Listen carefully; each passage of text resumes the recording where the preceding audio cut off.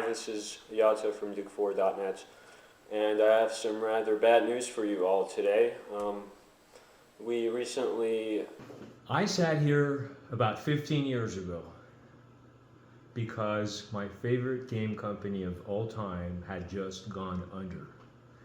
And I posted a video to my website, which I had had since I was 14 years old, stating to all the fans, we've got some bad news, but we'd really love to try and keep this going.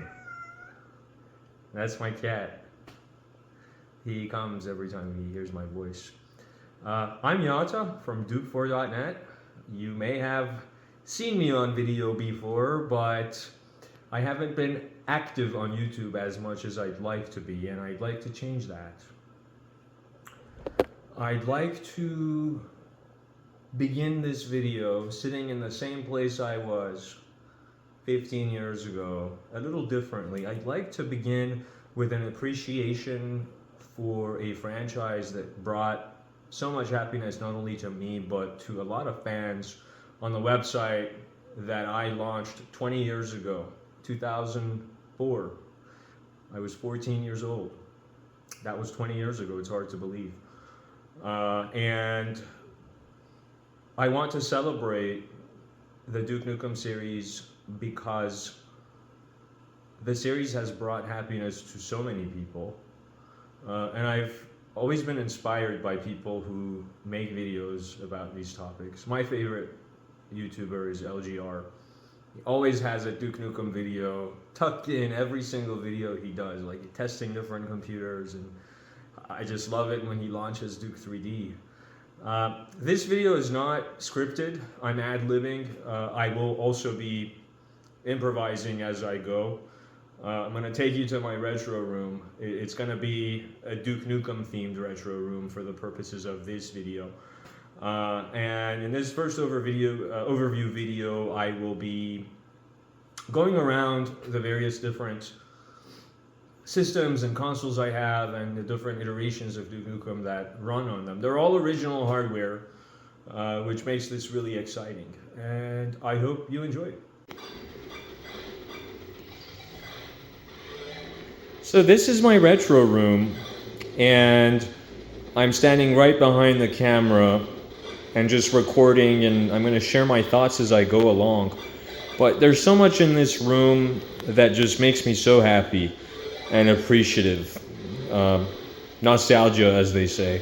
I've got televisions and old consoles and all the various iterations of Duke Nukem and iterations of computer technology from the 90s when I was growing up to the time of present day. I've kept them. I've kept pretty much everything that I had as a kid, and I added on to the collection.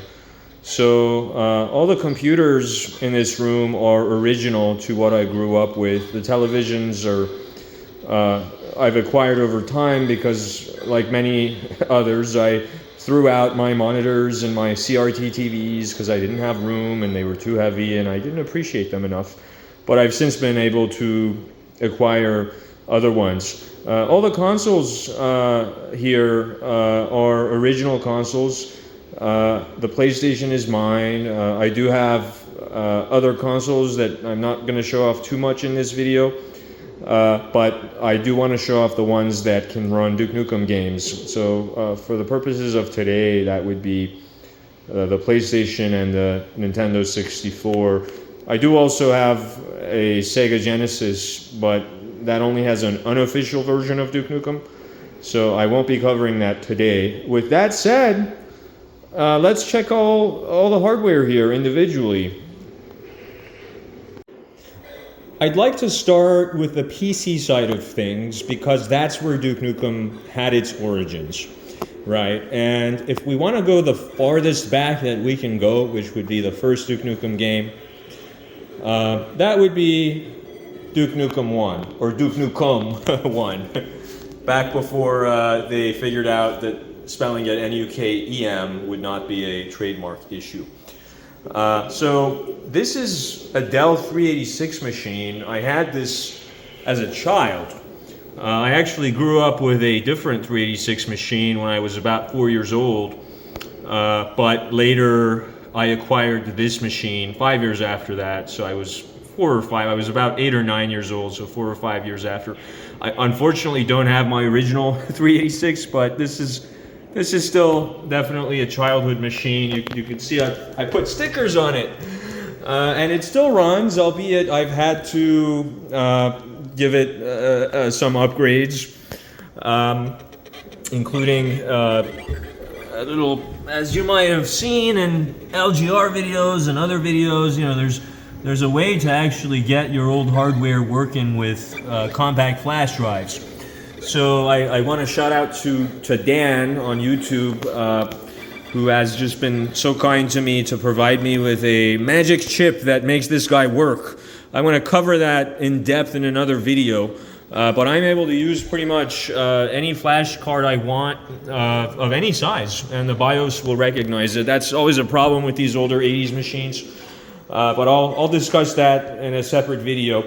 So this is the original Duke Nukem game running. I had to, of course, get original CRT monitors for all of my setups. You can't do nostalgia without proper, excuse me for the refresh rate here. It takes my device a few seconds here to adjust so that it doesn't flicker. But you gotta have original hardware, in my opinion, and maybe the opinion of a few others.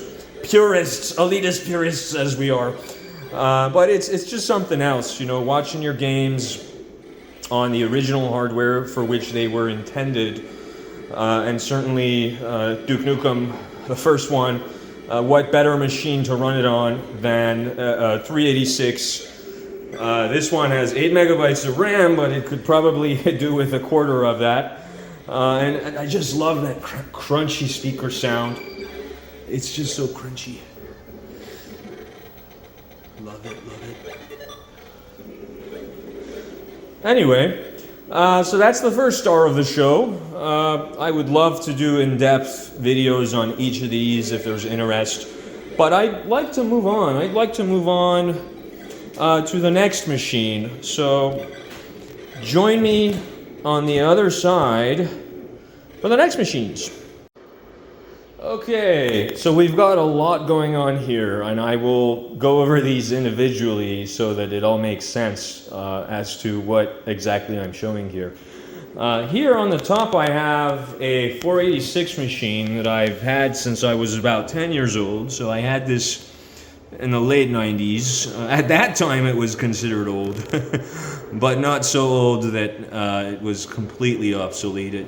It had Windows 95 on it. I've since put pure DOS on this thing, and this is the machine that's running Duke Nukem 2 right now.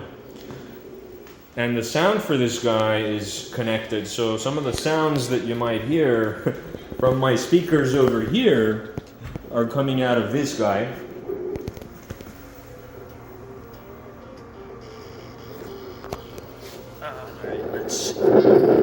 There we go, there's my shitty old speakers. I gotta get some nice Roland ones eventually. But of course, my favorite keyboard of all time, and I'm no original individual with respect to that preference. But you know, you gotta love the clicky.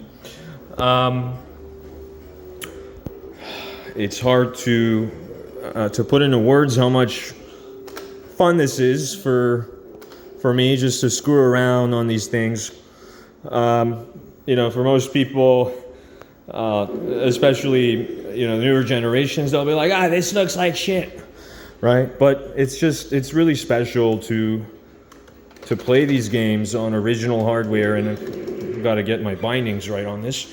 But anyhow, this is Duke Nukem 2 running on my 486, and then underneath that 486, I have a Pentium 2 machine that I've had since 1999, so around the same time that I got the guy above it, actually. But this was our family computer, so I didn't get to really take ownership of it until I was much older. But I would always watch in awe, you know, on this. My older brother would run Windows 98, and doing all his work on it, and you know, internet and all that good stuff.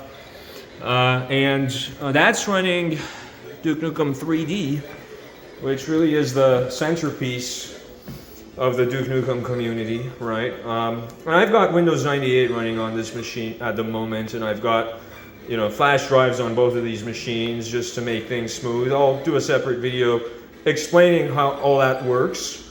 But it really is quite lovely. I haven't customized everything as perfectly as I'd like, because I just set up this room, but you know, I'd love to like get this monitor showing everything the right way, and you know, in proper frames and so forth. But for demo purposes, I think everything is fairly adequately set up. Then we move over to my 2001 machine, and to be fair, it was my older brother's 2001 machine. It's a Sony Vaio. It's a 1.4 gigahertz Pentium 4, and it's still running on its original hard drive with Windows XP. Now, we did put Windows XP on it some years later. It actually came with Windows Millennium, believe it or not. It actually has a sticker somewhere. Close this thing. Saying that it was designed for Windows Me, but of course, with the GeForce 2 and the power that this thing has, it would be a shame to waste that on a DOS-based system, which Millennium still was in a sense. It was still a 9X system. So anyhow, I do have the original monitor for this machine. It's an original TFT LCD screen, but it just doesn't work very well. It has ghosting issues, so for the moment I'm using this for demo purposes. And I wonder if I can actually show you Duke Nukem Forever 2001 on this guy. I've actually never tried it before, just because I haven't had the time. But you can see the graphics are completely glitched out. And I'm not sure if it's able to run it. But we can certainly try. It's loading. It's doing something. It's doing something, guys. All right. So this is what Duke Nukem Forever 2001 on original hardware of the era would have been like, right? So this isn't running on anything modern, right? It's running off of an original Pentium 4. You can see it's quite laggy because it wasn't intended to run on a GeForce 2. I remember at the time George had said you'd need at least a GeForce 3, and this lovely machine is rocking a GeForce 2. Cutting edge graphics, NVIDIA GeForce 2 MX, 32 megabytes of RAM. Wow, that's a beast of a machine. So anyhow, it does work. It's glitchy, but it works. And I'd love to show you one more level before I move on to the consoles. And I'm sorry I've got music from Duke Nukem 2 running, because these speakers are connected to my 486 machine. But here we go. Okay, so again, it's quite laggy, but by God, it works. And the music is not from this game, but it's definitely still Duke Nukem. So this is the Lady Killer level running on Windows XP as originally intended back in 2001 when these guys were working on the game. Or maybe, you know, Windows 98 or whatever. But Windows XP came out late 2001, so it's close enough. And it's just incredible watching this on original hardware, because, you know, Duke Nukem Forever 2001 is canon, right? What do I mean by that? What I mean by that is it was official, it was by 3D Realms, it wasn't a third-party game, so I consider it canon, perhaps more so than the Ultimate 2011 release, which was partially developed by the same company, but it just too many cooks in the kitchen and so forth. And this is still 2001. This was still from a time where the game was coming together with a lot of ambition, and as the 2001 trailer showed many people at the time, it was something to bewilder and wonder at in awe. Anyhow, that good old GeForce 2, it's really doing a good job, all things considered. I mean, this was not meant to run in widescreen, but here it is doing that because that's the default resolution, I suppose, that I have this running on. Anyhow, that's it for the Pentium 4 machine running Duke Nukem Forever 2001. Why don't we move forward to the consoles next? Okay, now we're coming to the console section. And of course, the PlayStation 1 and the Nintendo 64 were the two major consoles in the 90s that a lot of Duke Nukem games were released on. I'm only focusing on canon again. When I say canon, I mean stuff that 3D had a direct hand in, and of course Duke Nukem 64 was a remake of Duke Nukem 3D meant for the Nintendo 64 system. Other companies were involved with porting it to that system, but it was originally a build engine 3D Realms game. And here I've got it running on two CRT televisions. The one on the left, it's a Symphonic 24-inch television, and it's running on S-Video input, which is almost as good as Component, which is the green and the blue and the red. I'm so bad with the terminology, but it's better than the yellow cable. This is the yellow composite cable, right? Which is what the guy on the right is actually running on. And how do I have this running like this, you might wonder? My friend Charlie, who worked on the 2001 iteration of Duke Nukem Forever, gave me, about 13 years ago now, back in 2011, he gave me this nifty little box down here. It says Xbox on it, but ignore that. It lets you switch between inputs, and it supports S-Video, it supports composite. It's quite wonderful because I'm able to connect multiple consoles to multiple televisions, and it really is a treat. Just running different things all at once, you know, without having to take stuff out and put stuff back in, and I still have to do that, you know. I've got, in the great wise words of Biggie Smalls, I've got a Super Nintendo, and then I've got a Sega Genesis. When I was that broke, man, I couldn't picture this. You know, 50-inch screen, 20 green money, leather sofa, 2 rides in a limousine with a chauffeur. Anyway, and I do have the original NES. That's going to be for another video because there aren't any Duke Nukem games on it. So anyhow, this is Duke Nukem 64 running on the Nintendo 64, original hardware, right? That's always wonderful when you want to get the full nostalgia, right? And then if I switch over to the PlayStation, which I can do with the flip of a switch here, I've got a little button here, and that's all I got to do. If I go back, see if I go back to Duke Nukem here, 64, goes back to the Nintendo. If I press this button here, it takes us to the PlayStation, and on the back of this thing, we've got all kinds of different inputs and room to add more. Anyhow, now this is the PlayStation 1 Duke Nukem Total Meltdown running on demo. And I gotta get the volume up a little bit. But it's the same deal. On the left, I have S-Video. On the right, I have composite. So the picture on the left, if you were here in person, definitely looks sharper, looks better. But it's just so lovely watching Duke Nukem 3D being played on original consoles that it was ported to at the time. And this one, obviously, it was under the Duke Nukem Total Meltdown moniker. It wasn't the most well-received of console ports. The frame rate wasn't the best. The music, however, was wonderful. The lighting effects were quite good. Anyhow, I would love to do in-depth videos on all of these lovely ports if there's enough interest. Well, lovely folks, that was it. I appreciate you so much. Thank you for supporting Duke4.net for the last 20 years.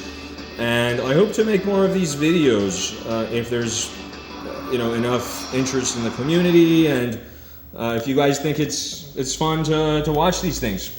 So hopefully I can join you, or you can join me in the next video, and we'll have more to say then. Or maybe I'll have less to say so you can actually hear the damn game instead of my very talkative, loud, annoying voice. Okay, take care.